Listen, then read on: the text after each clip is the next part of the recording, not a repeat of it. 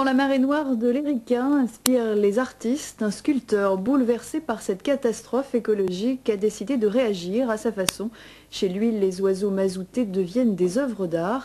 Ces œuvres sont présentées au public en ce moment à Courbevoie. Myriam Enguenor et Marie-Paul Régal. Là, je crois que quand on se trouve devant ma sculpture, c'est sans prétention, mais se dégage une certaine vision d'horreur.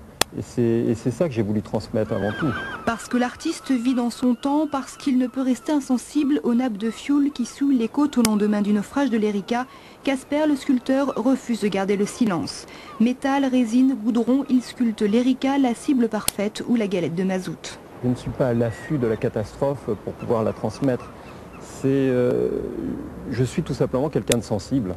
Voilà, et je réagis avec mes sentiments et avec mes moyens. Je ne prends pas ni la plume, ni une caméra, ni un appareil photo. J'utilise mes mains pour sculpter et pour témoigner. Témoigner ou tout simplement rappeler que l'homme ne fait qu'un avec la nature.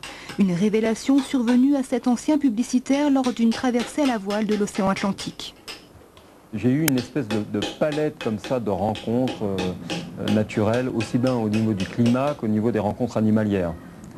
Donc ça a été extrêmement riche. Et c'est vrai que devant tant d'émotions, je me dis mais qu'est-ce que je fais à travailler dans les bureaux? C'est pas une vie qui en soi me semble très constructive.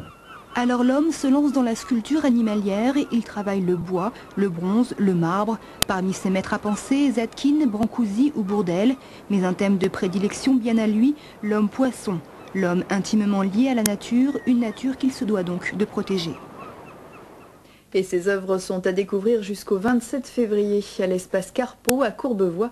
Ensuite, l'artiste aimerait organiser une exposition itinérante le long des côtes touchées par la marée noire.